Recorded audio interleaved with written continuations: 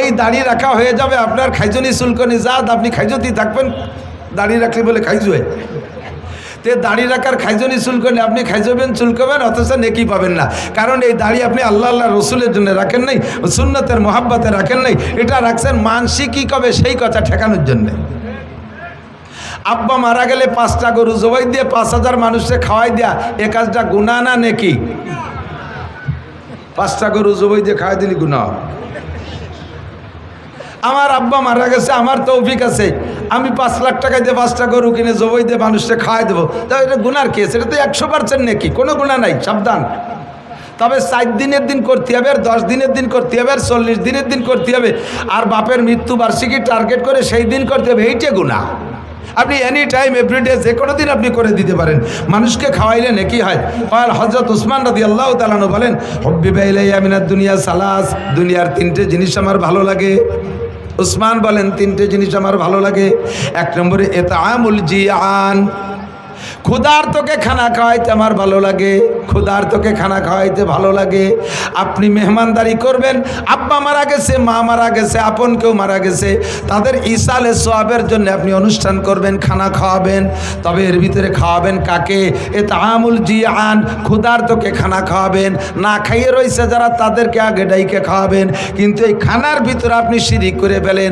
আগে বসান এমপি সাহেব, চেয়ারম্যান সাহেব, মন্ত্রী সাহেবের সাথে সম্পর্ক থাকলে ভালো, উপজেলা চেয়ারম্যান, মাস্টার সাহেব, মেম্বার সাহেব, ডাক্তার সাহেব, ইঞ্জিনিয়ার সাহেব, কন্ট্রাক্টর সাহেব, শিল্পপতি সাহেব, কোটিপতি সাহেব, ভগ্নিপতি সাহেব, আত্মীয় স্বজন যারা বড় বড় আছে, এই সব বড় বড় যারা সকাল বিকাল গরুর গোস্ত খায় শগুনির মতো গলা সমান, সেইগুলোরে আগ কাতারে বসাই দিয়ে জম্মের খান পাড়ায় খাওয়াইয়া লাস্টে গরিবরা বাঁশবাগান দিয়ে ঘুরে বেড়ায়, শেষ বৈঠকে নিয়ে তাকে বসাই দিয়েছে, গোস্ত নাই, ডাল দিয়ে বড় হয়ে দাও। এ চলে কি চলে না কতক্ষণ? আর ওই জায়গা খান সময় অডিও ভিডিও ক্যামেরা নিয়ে আসে 50টা দে সাইডে ইউটিউবে অমকের বাড়ি 10টা গরু জবাই দিয়ে বাপের নামে জিয়াফত হইছে। কাজটা ভালো কাজ, কিন্তু উদ্দেশ্য খারাপ হওয়ার কারণে একটা নেকিও তুমিও পাবে না, তোমার আব্বাও পাবে না, গোষ্ঠী শুধু খালিয়াত। ওয়ালা ইউশরিক বিইবাদাতি রাব্বিহি আহাদা। প্রত্যেকটা ভালো কাজ করবো একমাত্র কার জন্য? নামাজ পড়ি কার জন্য? রোজা রাখি আল্লাহর জন্য, জিকির করি আল্লাহর জন্য। কতক্ষণ? হ্যাঁ মিয়া, সরমুনাই তো যাও, তুই জিকিরি মজলিসে যাইস? উনিও যাই, ঠিক যাই তো, প্রত্যেক মজলিসে যাই, কত তো কোনো সারা শব্দ শুনি না। একসাথে জিকির করে, তার ভিতরে সারা শব্দ শোনে না বলে মনে করে যে যায় না। আপনি যান, কয় কে? ওই যে জোরে জোরে যে শব্দটা শুনিস কার? জোরে জিকির যে শব্দ শুনিস কার? কলার জাড়ে জোরে জোরে জিকির করে মাইকে ডাইকে ডাইকে বিটাকে শোনাও, ওই জিকির করার গলা ফাটানো পর্যন্ত শেষ, একটা জিকিরের একটা শব্দেরও তুমি নাকি পাবা না। জিকির হবে কার জন্য? শুদ্ধভাবে জিকির হবে লা ইলাহা ইল্লাল্লাহ, লা ইলাহা ইল্লাল্লাহ। জিকির যত গোপনে হবে আল্লাহর সাথে সম্পর্ক তত বেশি ভালো হবে। কতক্ষণ ঠিক ঠিক না? প্রত্যেকটা ইবাদত, যত নফল ইবাদত আছে সবগুলো গোপনে, যত ফরজ ইবাদত আছে সবগুলো ওপেনে। কাম মিন আমালিন ইউতাসাওয়ারু বিসূরাতিন আমালিদ দুনিয়া আমালিল আখিরা সুম্মা ইয়াসিরু মিন আমালিদ দুনিয়া বিসুইন নিয়াত। মাদ্রাসা করছি এর দ্বারা যদি আমার প্রশংসার লোভ হয়, মসজিদ করছি যদি প্রশংসার লোভ হয়, এই বয়ান বক্তৃতা করি এখানে যদি আমার প্রশংসার লোভ হয়, ওয়াজ করে নেমে যাওয়ার পরে আমার ভিতরে কামড় দেয়, আমি কান খাড়া রাখি, দেখি আজকের শ্রোতারা কি মন্তব্য কয়, কি কি আলোচনা করে। যদি শুনি যে আজকে ফাটাফাটি বয়ান হয়েছে, খুশিতে এসে ঘরের মধ্যে কই যে তাই তো গলা ভাঙ্গা, এই জন্যই তো ভালোই কথি পারলাম না, তাতেই এরকম হয়েছে। একজনকে কয় তোর চেহারাটি দারুণ দেখা যাচ্ছে, কয় তাই 3 দিন নাই নিয়ে 3 দিন গোসল করি নে, তাতে এরম দেওয়া আছে। গোসল করলে কিরম হতো? গলা ভাঙ্গে গেছে তাই আজকে ফাটাই দিছে, আর যদি গলা ভালো থাকতো তাহলে কি রে দিতাম। এই 2 ঘন্টার বয়ানে আপনারা হিদায়ত পাবেন, ইউহদা বিহি ওয়া লা ইয়াহতাদি। আমার বয়ানে হিদায়ত পেয়ে আপনারা জান্নাতে যাবেন, আমি বক্তা শূন্য হাতে জাহান্নামে চলে যাব। যদি কোনো আলেম তালবি আলিম মাদ্রাসার ছাত্ররা এই উদ্দেশ্যে পড়ে যে আল্লাহু আকবার, বর্তমান জামানায় উলামায়ে কিরামদের তো ভালো ইনকাম, ফার্স্ট ক্লাস ইনকাম হলো ওয়াজের ব্যবসা, বড় বড় মোটা মোটা ইনকামের ভিতর দিয়ে আসতেছে। হাফিজুর রহমান এক মাহফিলে 1 লাখ 1.5 লাখ, মিজানুর রহমান কি বলা হয় আজহারি 2 লাখ 2.5 লাখ 3 লাখ, এরপরে আব্দুল খালেক শরীয়তপুরি, তারপরে ইলিয়াসুর রহমান জিয়াদি, আরও যারা আছে সবাই মোটা টাকা কামাই করে। কোনো মতে টানি টুনি 5টা করতে পারলি ওয়াজ করে ব্যবসায় রেখেই বাঁচতে পারবো।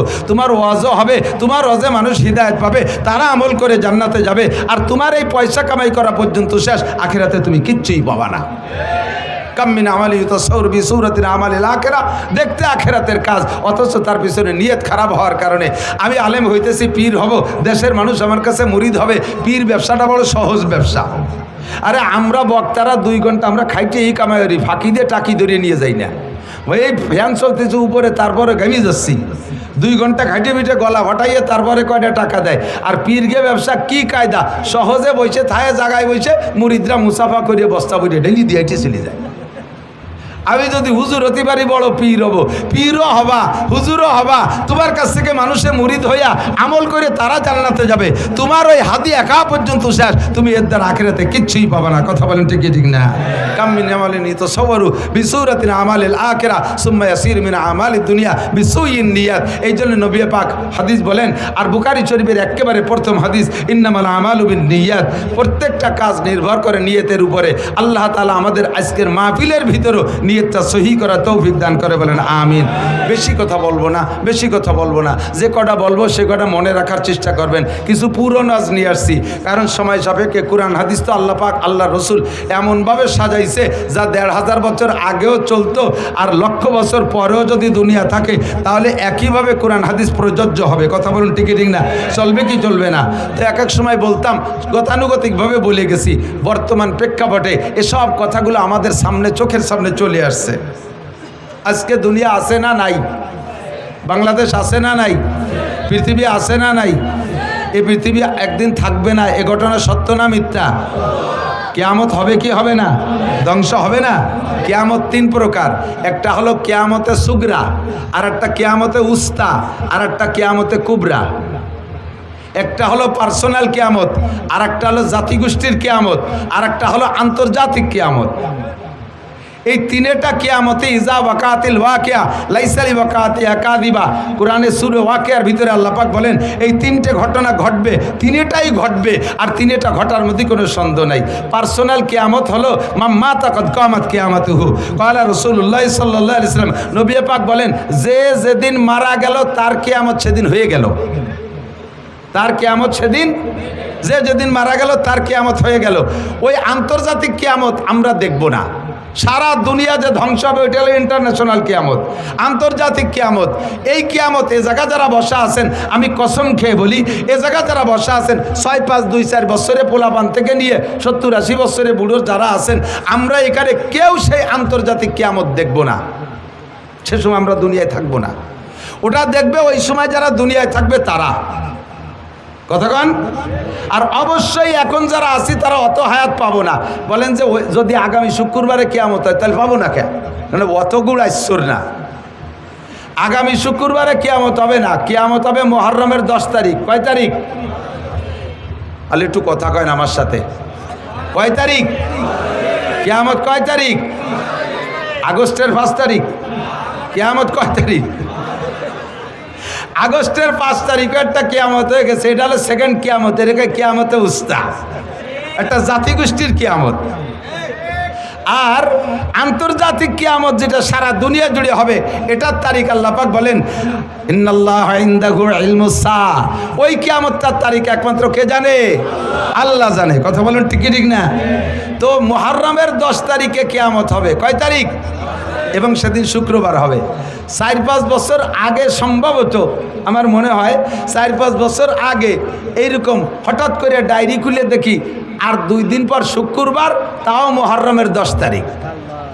যে এই বারান কাবি উঠছে, আল্লাহ এইভাবে মিলিয়ে গেল, তাই তো আর থাকতে পারলাম না, কিয়ামত তো হয়েই যাবে।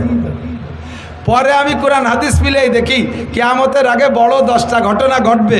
ওই 10টা ঘটনা না ঘটা পর্যন্ত কিয়ামত হবে না। যদি আল্লাহ সত্য হয় তাহলে তার রসুল সত্য, রসুল সত্য হলে তার হাদিস সত্য, তার হাদিস সত্য হলে এই শুক্রবারে কিয়ামত হবে না, এই কথাও সত্য। কথা বলুন ঠিক ঠিক না? তার ভিতরে একটা হলো দাজ্জাল আসবে। অরিজিনাল দাজ্জাল 100 কানা, অর্থাৎ এক চোখ কানা আর এক চোখ আছে, এ আবার দেখলে বোঝা যায় যে এই চোখটা কানা হয়ে গেছে, এইটা আছে, কিন্তু এর জায়গাটা তো রয়ে গেছে, কিন্তু তা না। এই দাজ্জালের পুরো কপালে মাত্র একটাই চোখ হবে। ওর ডান হাতে থাকবে দোজক আর বাম হাতে থাকবে বেহেশতে।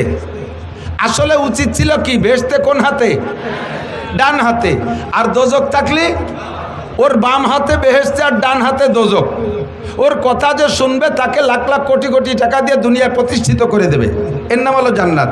তার কথা যে না শুনবে তাকে মেরে এপাশে ফেলাই দেবে, তার হাতে থেকে কেউ বাঁচতে পারবে না যদি কেউ তাকে মারার ইচ্ছা করে। তো এভাবে লক্ষ লক্ষ মানুষকে সে খোদাই দাবি করবে, কোটি কোটি মানুষকে সে বেঈমান করে ফেলবে। এই দাজ্জাল কি এখনো আসছে? অতএব আগামী শুক্রবারে কিয়ামত হবে না। ঈসা আলাইহিস সালাতু ওয়াস সালাম আবার আসবে, বিশ্বাস হয়? কতক্ষণ আসছে? কাজেই আগামী শুক্রবার কিয়ামত হবে না। ইয়াজুজ মাজুজ আসবে, সদ্দে সেকেন্দারকে ভেদ করে তারা জিব্বে দিয়ে চাটতেছে, চাটতে চাটতে একেবারে রসুনির খুশার মতো অতটুক পাতলা থাকতে ফজর হয়ে যায়। এরপরে কয় যে যেটুক বাকি আছে কালকে 2 চাটাই দিয়ে বেরোয় যাবো, এই কয়ে ফিরে আবার বাড়ি পিছনের দিক চলে যায়। পরের দিন এসে দেখে যে সেই দেওয়াল যেমন ছিল সেরকমই হয়ে গেছে। এভাবে তারা চাটতেই তালে আছে। হঠাৎ করে কিয়ামতের আগে একদিন তারা এইটুক আজকে না চাটি আর পিছনে যাবে না, একে চাটাই দিয়ে বের হয়ে এদারে চলে আসবে। লক্ষ লক্ষ কোটি কোটি দুনিয়ায় সভ্য মানুষের চাইতে ওদের সংখ্যা কয়েক গুণ বেশি হবে। মানুষের উপরে ডাকাতি মারামারি খুনোখুনি করবে, মানুষ ধরে খাওয়া পর্যন্ত শুরু করে দেবে। কয়েকদিন পর্যন্ত সারা দুনিয়া এভাবে অরাজকতা সৃষ্টি করার পরে আল্লাহর পক্ষ থেকে বিশাল একটা বৃষ্টি আসবে, ওই বৃষ্টিতে ওরা সব ধ্বংস হইয়া সাগরে ভেসে চলে যাবে। এ ঘটনা কি ঘটছে? অতএব আগামী শুক্রবারে কিয়ামত হবে না, ভয় নেই। দাব্বাতুল আরদ, একটা প্রাণী আসবে, তার 4টে পা আছে, আবার 2টে হাত আছে। প্রাণীটা এত বড়, সে মাটিতে বসলে 1.5 বিঘে জায়গা লাগবে। কতটুক আপনার সমান হবে না? মাটিতে বসলে 1.5 বিঘে জায়গা লাগবে। এত বড় প্রাণী। ডান হাতে থাকবে মুসা আলাইহিস সালামের লাঠি, বাম হাতে থাকবে সুলাইমান আলাইহিস সালামের আংটি। মাত্র 40 দিনের ভিতরে সারা পৃথিবীতে যত হাজার কোটি মানুষ থাকুক না কেন, সমস্ত মানুষকে 2 ভাগ করে ফেলবে। সুলাইমান আলাইহিস সালামের আংটি দিয়ে মানুষের কপালে টাচ দেবে, ছোঁয়া দেবে। যদি লোকটা কাফের হয়, বেঈমান হয়, তার চেহারাটা একেবারে ব্ল্যাকবোর্ডের মতো কালো হয়ে যাবে। মুসা আলাইহিস সালামের লাঠি তার ডান হাতে, ওই লাঠি দিয়ে কপালে লিখবে কাফার, অর্থাৎ কাফের। আর যদি লোকটা ইমানদার হয়, আংটি দিয়ে ছোঁয়া দেওয়ার সাথে সাথে চেহারাটা উজ্জ্বল ফুটফুটে ফর্সা চাঁদের মতো হয়ে যাবে, কপালে লিখবে আনতা মোমেন, তুমি একজন ইমানদার, তুমি মোমেন। এভাবে 40 দিনের ভিতরে ওই একটা প্রাণীতে সমস্ত মানুষকে 2 ভাগ করে ফেলবে। এ ঘটনা কি ঘটছে? অতএব আগামী শুক্রবারে কিয়ামত হবে না। এরপরে পরপর লাগাতার 3 রাত 3 দিন পর্যন্ত 72 ঘন্টা পর্যন্ত দুনিয়ায় সূর্য উঠবে না। 72 ঘন্টা দুনিয়ায় সূর্য উঠবে না, কোনো আলো থাকবে না, কারেন্ট জ্বলবে না, আলোবাতি জ্বালাইতে পারবে না, আগুনের বাতিও থাকবে না, সারাটা দুনিয়া অন্ধকার। এক তো সূর্য উঠছে না, দুনিয়ার কোনো বাতি নাই, তাহলে বোঝেন অন্ধকারটা কেমন হবে। আর ওদিকে সূর্য যখন উঠছে না, মানুষে তখন ভীত সন্ত্রস্ত হইয়া কান্নাকাটি শুরু করে দেবে, পাগল হয়ে যাবে, পায়খানা করে কাজ শুরু করবে, পানি খুঁজে পাবে না, বিশাল একটা মিনি কিয়ামতের একটা পরিবেশ হয়ে যাবে। এই কান্নাকাটি করতে করতে করতে করতে পশ্চিম আকাশ থেকে সূর্য উঠবে। সূর্যটা এপাশ থেকে উঠবে না, পশ্চিম আকাশ থেকে উঠবে। তবুও সূর্য যখন উঠছে, মনের ভিতরে কিছু একটা প্রশান্তি, যে আলো তো হলো। এরপরে এই সূর্যটা উঠতে উঠতে মাঝ আকাশে আসবে, আবার পশ্চিম আকাশে ডুবে যাবে। পরের দিন থেকে আবার নিয়মতান্ত্রিক সূর্য উঠবে। এই সূর্য যে ব্যাক হয়ে গেছে, ফিরে আসছে, এই ফিরে আসার পরে সমস্ত মানুষের ভিতরে চেতনা আসবে, আহা সর্বনাশ হয়ে গেছে। ওলামায়ে কেরামের কাছ থেকে শুনতাম সূর্য পশ্চিম আকাশ থেকে উঠবে। হাদিসে আসছে আল্লাহ নবী বলেন, সূর্য একবার পশ্চিম আকাশ থেকে উঠে আসার পরে আবার যখন ডুবে যাবে, এরপরে মানুষের যতই বুঝুক, এই বুঝে কোনো কাজ হবে না। আর তওবা করলে তওবা কবুল হবে না, কাহার ঈমান গ্রহণ করা হবে না। এরপরে আবার নিয়মতান্ত্রিক গণতান্ত্রিকভাবে সূর্য উঠবে পূর্বাকাশ থেকে পশ্চিমে অস্তমিত হবে। বলা হয় এর প্রায় 120 বছর, তাও শিওর তারিখ না, প্রায় 120 বছর পরে ওই সূর্য উদয়ের সূর্যের পরে প্রায় 120 বছর পরে কিয়ামত হবে। ও দোস্তরের সময় এখনো বহুত আছে, বহু দেরি আছে। কাজেই আগামী শুক্রবার কিয়ামত নিয়ে কোনো টেনশন করি না।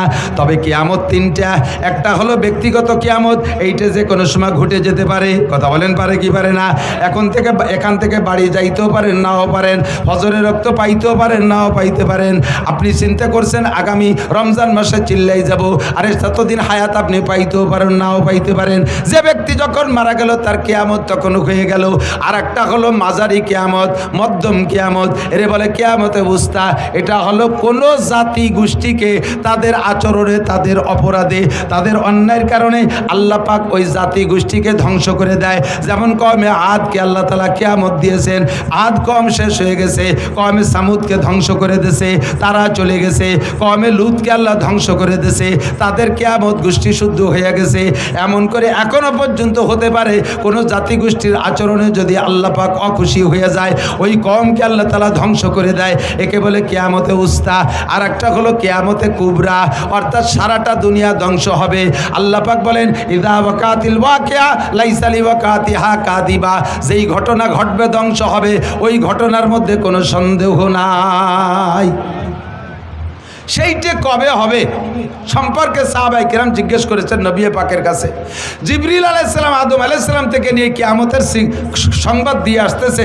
সব নবীরাই জিবরাইলের কাছে কিয়ামতের নির্দিষ্ট তারিখ চান, কিন্তু জিবরিল বলেন মা নাবি আলামা মিনাস সাইল, আমি তুমি জিজ্ঞাসাকারীর চাইতে এ বিষয়ে আমি অতটা বেশি ভালো জানি না। কিয়ামতের তারিখ আল্লাহ পাক আমাকে বলেন নাই। তবে কি জিবরিল আলাইহিস সালাম সব নবী রাসূলকে কিয়ামতের কিছু পূর্বাভাস বলেছেন। আমিও মাঝে মাঝে বলে থাকি। এই হাদিস আপনাদের কাছে আমি বর্ণনা করেছি। দোস্ত, নবী পাক সাল্লাল্লাহু আলাইহি ওয়াসাল্লাম বর্ণনা করেন হযরত আবু হুরায়রা থেকে হাদিস। আমি সির্ফ হাদিসটা তরজমা করে শেষ করে দেব, আপনাদের বেশিক্ষণ বিরক্ত করব না। হুজুর বলেন কি, এ যুবক আমার দিক, বুড়োরা আমার দিক, আওয়ামী লীগরা এদিক তাকান, বিএনপিরাও এদিক তাকান, জামাত জাতীয় পার্টির সমন্বয় কেউ নড়াচড়া করবে না, খুব গেলবেন। যার ভিতরে দোষ আছে সে সেখান থেকে উঠে আসার চেষ্টা করতে হবে। যদি আমরা এই দোষগুলো থেকে উঠে আসতে পারি তাহলে দুনিয়ার হায়াত বেড়ে যাবে, দুনিয়ার হায়াত বেড়ে যাবে, দুনিয়াকে আল্লাহ তাআলা আরও লম্বা করে দেবে। আর যদি আমি আপনি এই দোষগুলো দোষী হয়ে যাই তাহলে আল্লাহ পাক দুনিয়ার হায়াতকে কমায় দেবে, দুনিয়াকে অতি তাড়াতাড়ি ধ্বংস করে দেবে। এই যে ঘটনাগুলো বলছি এগুলো টপ টপ টপ টপ করে কিছুদিনের ভিতরে তৈরি করে দিয়ে দুনিয়াকে আল্লাহ তাআলা ধ্বংস করে দেবে। আমি চাই না দুনিয়া ধ্বংস হোক তাড়াতাড়ি, আমি আরও অনেক দিন বেঁচে থাকতে চাই, আমি সুস্থ থাকতে চাই, আমি হালাল প্রশস্ত রুজি চাই, সম্মানের সাথে বেঁচে থাকতে চাই। কথা বলেন ঠিক কি ঠিক না? এই জন্য আমি দোয়ার সময় শিখিয়ে দেই, যখন দোয়া করবেন আল্লাহ আমারে হায়াত বাড়ায় দাও, শুধু হায়াত বাড়ায় দেওয়ার কথা বলবেন না। হায়াতের সাথে তিনটে জিনিস চাইবেন আল্লাহ, সুস্থতার সাথে, বলেন কিসের সাথে? ইজ্জতের সাথে, সম্মানের সাথে। 3 নম্বরে প্রশস্ত হালাল রিজিকের সাথে। এই তিনটে জিনিস আমার জীবনে অত্যন্ত গুরুত্বপূর্ণ। লম্বা হায়াত পাইছেন কিন্তু অসুস্থ, বারান্দায় পড়ে রয়েছেন 30 বছর, প্যারালাইসিসের রোগী, এই হায়াতের 5 পয়সাও দাম আছে। বউ ছেলে মেয়ে সব বিরক্ত হয়ে যায়। ছেলেরা মাঝে মাঝে মাদ্রাসায় এসে 5-7 হাজার টাকা দিয়ে হুজুর একটা জালাল খতম পড়িয়ে দেন দি। আবার আমার আব্বা মোটে মরতিছে না, উজু হইও না, বাইটু হইও না। ছেলে মেয়ে বিরক্ত হয়ে যায়, বুড়ি খালি কয় তোরা একটা জালালি খতম পড়াই দিতে পারিস রে, এই কাইসিয়ে পাই দিয়ে আগিয়ে মুইতে তো বিছেন পাটি সব নষ্ট করে ফেলাই দিল, বুড়োর জ্বালায় রাত্রি ঘুমানোর কায়দা নাই। তাহলে এই 30 বছর হায়াতের 5 পয়সাও দাম। সুস্থতার সাথে হায়াত চাই, সুস্থতা পাইছি কিন্তু এমন আকাম করছি যে রাস্তায় বেরোনোর কায়দা নাই। রাস্তায় যাওয়ার সাথে সাথে এই যে সেই মালেক মোল্লা, কেউ মালেক মোল্লা থাকলে তারা এবার খেবাই নিয়ে বেড়েন, আমি তো টুও কই। এই যে সেই জামাল, কোন জামাল? এই অর্থে বস্তাখানি কয়ে দিল। মুখের সামনে চোখের সামনে যদি এগুলো বলে দেয় তাহলে আর রাস্তায় হাঁটা যায় না। কথা বলেন ঠিক না? ও আল্লাহু আকবার। আমি হযরত ওমর ইবনে খাত্তাব রাদিয়াল্লাহু তাআলা একটা হাদিস শুনেছি ছোটবেলা মার কাছে। আমি ভাবতাম যে আমার মা মার বুদ্ধি দিয়ে বলে, মা বয়স বুদ্ধিমতী মহিলা, তাই তার জ্ঞান দিয়ে বলে। পরে হাদিস পড়তে যে দেখি আমার মা হযরত ওমর রাদিয়াল্লাহু তাআলা হাদিস বলেন, মা আমাকে আমি যখন একটু বড় হয়ে উঠছি, মা আমারে নসিহত করে, কয় বাবা এই যুবক আমার দিক তাকাও, রাতের বেলা এমন কাম করবা না যাতে দিনের বেলা মানুষের সামনে মুখ দেখাইতে লজ্জা হয়। ছোট্ট নসিহত মনে রাখবা, রাতের বেলা এমন কাম করবা না যাতে দিনের বেলা মানুষের সামনে মুখ দেখাইতে লজ্জা হয়। আবার দিনের বেলা এমন কাম করবা না যাতে রাতে তোমার ঘুমের ক্ষতি হয়, রাতে তোমার ঘুমের ক্ষতি হয়। দুইটা কথার ভিতরে বিশাল ব্যাখ্যা। এই দুইটা কাজ থেকে তুমি ফিরে থাকো। রাস্তাঘাটে বের হইতে গেলে যাতে ইজ্জতের সাথে, মানুষের সম্মানের সাথে আহ্বান করে, সালাম দিয়ে দৌড়ে আসে, মুসাফা করার জন্য ব্যস্ত হয়ে যায়, এমন একটা সম্মানী জিন্দেগি চাই। 3 নম্বরে অভাবের কারণে ঈমান নষ্ট হয়ে যায়, এই জন্য প্রশস্ত হালাল রুজি চাই, প্রশস্ত হালাল রুজি চাই। লম্বা হায়াত, ইজ্জতের সাথে প্রশস্ত হালাল রুজি আল্লাহ পাক আমাদের সকলকে নসিব করে। জোরে বলেন আমিন। আল্লাহ যেন বেইজ্জতি জিন্দেগি না দেয়, সবাইরে হায়াতে তৈবা বাড়ায় দেয়, বলেন আমিন। তবে আমাকে দুনিয়ায় হায়াত নিয়ে থাকতে হলে তো দুনিয়া থাকা লাগবে। দুনিয়া যদি ধ্বংস হয়ে যায় তাহলে আমি থাকবো না। এবার দুনিয়া থাকবে কতদিন? দিন থাকবে যতদিন। বলেন দুনিয়া থাকবে কতদিন? দুনিয়া থাকবে কতদিন? দিন থাকবে যতদিন। প্রমাণ কলা রাসূলুল্লাহ সাল্লাল্লাহু আলাইহি ওয়াসাল্লাম, হুজুর বলেন লা তাকুমু সাআতু হাত্তা ইউকালা ফিল আরদি আল্লাহ আল্লাহ। জমিন অতদিন ধ্বংস হবে না, কিয়ামত ততদিন হবে না যতদিন জমিনের ভিতরে একটা মানুষ থাকবে আল্লাহ বলনেওয়ালা। বলেন না সুবহানাল্লাহ। এ ভাই, বর্তমানে দুনিয়া আছে না নাই? আছে কি আমেরিকার ক্ষমতা বলে, চায়নার প্রযুক্তির বলে, জাপানের প্রযুক্তির বলে, দাদা বাবুকে শক্তির বলে, আরে আমেরিকানদের শক্তির বলে? দুনিয়া বর্তমানে আছে একমাত্র মোমেনদের কলেমার ওসিলা। দুনিয়া যখন একেবারে শেষ প্রান্তে চলে যাবে, ওই সূর্য পশ্চিম আকাশ থেকে উদয়ের পরে দুনিয়ায় কোনো ইমানদার থাকবে না। আল্লাহ পাক রব্বুল আলামিন হযরত আজরাইল আলাইহিস সালামকে ঘোষণা দিবেন, বলবেন তুমি সবগুলোকে ধ্বংস করে দাও। ইসরাফিল আলাইহিস সালামের সিঙ্গার ফুঁকো হয়ে যাবে, আর আজরাইলের কার্যক্রম ফাইনাল শুরু হবে। সারা দুনিয়ার সমস্ত প্রাণীকে মুহূর্তের মধ্যে ধ্বংস করে দেওয়ার পরে আল্লাহ পাক আজরাইল আলাইহিস সালামকে ডাইকে বলবে, ও আজরাইল কি পরিমাণ মারছো, কি পরিমাণ মারছো? কয় সব মারে সাফ করে ফেলাইছি। কয় বাংলাদেশে কি গেছিলা? বাঙালিরা তো আপদ বিপদে ভালো জায়গা বলাই থাকতে পারে, ও জায়গা 2-1টা বার থাইকে গেল নাকি? কয় আল্লাহ না, সব সাফ করে ফেলাইছি। এবার কয় আল আনমা বাকিয়া, সবাইরে মারার পরে আর আছে কে কে? আজরাইলকে আল্লাহ জিজ্ঞেস করবে, সব মারছো, গরু ছাগল দানব মানব সব শেষ করছো, এখন আছে কে? কয় যে আল্লাহ এখন আছি আমরা 13 জন আছি। নাহনু সালাসা আশার, আমরা 13 জন আছি। কয় কেডা কেডা বলো? কয় আমরা ফেরেশতা বড় 4 জন, জিবরাইল, মিকাইল, ইসরাফিল, আজরাইল, এই 4 জন আছি। ও আনতার তুমি, ও হামেলাতুল আরশ, আর আরশ বহনকারী 8 জন, 8 আর 12 আর তুমি সহ 13, এই 13 জন আছি। আল্লাহ পাক বলবেন আর সব সাফ? বলে জি সব সাফ। কয় তাহলে বড় 3 জনের জান আগে বের করে দাও। জিবরাইল, মিকাইল, ইসরাফিলের জান দাও। ইসরাফিল আলাইহিস সালামের সিঙ্গার বুকে দুনিয়া ধ্বংস হয়ে যাওয়ার পরে এরপরে এই বড় 3 জনের জান, আজরাইল আলাইহিস সালাম 3 জনের জান নিয়ে আল্লাহর কাছে জমা দিয়ে দেবেন। এরপরে আল্লাহ জিজ্ঞেস করবে আল আনমা বাকিয়া, এখন কয়জন আছে? কয় যে এখন আছি আমরা 10 জন। নাহনু আশারা, আমরা 10 জন। হামেলাতুল আরশ, আরশ বহনকারী 8 জন, আনতা ওয়া আনা, তুমি আর আমি, এই 10 জন আছি। আল্লাহ পাক বলবেন আরশ বহনকারী 8 জনের জানও বের করে আমার কাছে জমা দাও। যখন বলবে আরশ বহনকারী, যেই আরশ উঁচু করে রাখছে যেই 8 জনে, ওই 8 জনের জান নিতে কইলে আজরাইল আলাইহিস সালাম একটু ইতস্তত বোধ করে বলবেন, আল্লাহ এই 8 জন তো তোমার আরশ উঁচু করে রাখছে, এদেরকে যদি মেরে দেই তাহলে তো আরশ ছেড়ে দেবে, তোমার আরশ তো নিচেই পড়ে যাবে। তাহলে এই 8 জনের বাদ দিয়ে আর সবাইরে তো সাফ করে দিছি, এ পর্যন্ত থাকলে কেমন হয়? আল্লাহ পাক রব্বুল আলামিন বলেন, আজরাইল তাহলে তুমি কি মনে করো আমি এই আরশ বহনকারী 8 জনের কাছে ঠেকা? তুমি পড়ো কুল হুয়াল্লাহু আহাদ, আপনারা একটু পড়বেন কুল হুয়াল্লাহু আহাদ আল্লাহুস সামাদ লাম ইয়ালিদ ওয়া লাম ইউলাদ ওয়া লাম ইয়াকুল লাহু কুফুয়ান আহাদ। হে আজরাইল, তুমি বলো কুল হুয়াল্লাহু আহাদ আল্লাহুস সামাদ, বলো সেই আল্লাহ একক আল্লাহুস সামাদ, আল্লাহ মুখাপেক্ষী, আল্লাহ কাহারো কাছে ঠেকানা।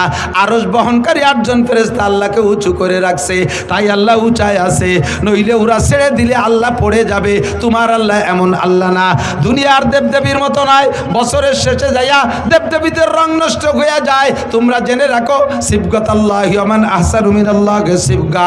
আরে দুনিয়ায়ও রং আছে, আমি আল্লাহরও রং আছে। আমি আল্লাহর রং কোনোদিন ওঠে না, তোমাদের দেবদেবীর রঙের মতো রং উঠে যায় না।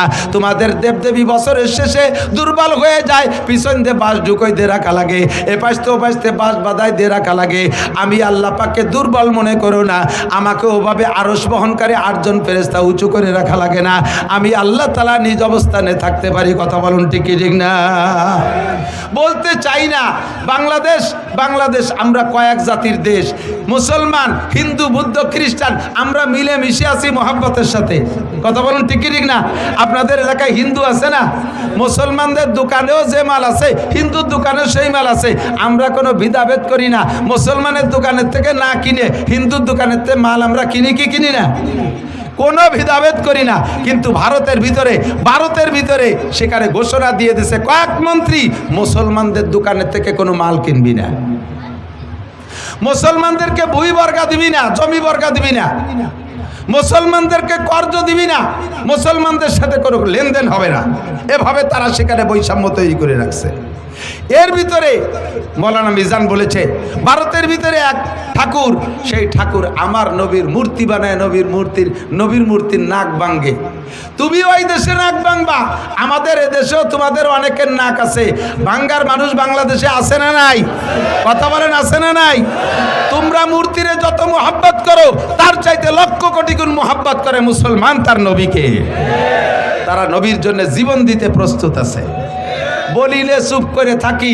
বাংলাদেশ মুসলিম সংখ্যাগরিষ্ঠ দেশ, ইসলামী সংবিধান হলো মুসলিম সংখ্যাগরিষ্ঠ দেশে মুসলমান যদি শাসক হয়, ওই দেশে মুসলমানরা থাকলে তাদের ধর্মীয় অনুভূতির পর আঘাত করবা না, তাদের মন্দির মূর্তি ভাঙবা না, তাদের ধর্মীয় বিষয় সমালোচনা করবা না। যদি করো তাহলে গুনাহ হবে। আমরা সেই উসুলের পর সেই ইসলামের সেই নীতির উপরে আমল করে তোমাদেরকে কিচ্ছু বলি না।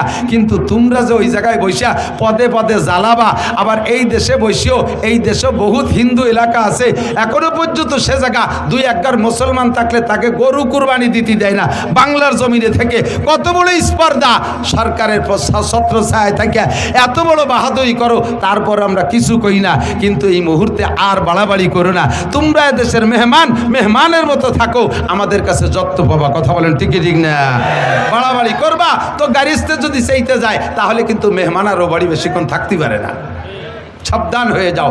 আল্লাহুস সামাদ, আমার আল্লাহ অমুখাপেক্ষী, আরশ বহনকারী 8 জন ফেরেশতার কাছে ঠেকা নয়।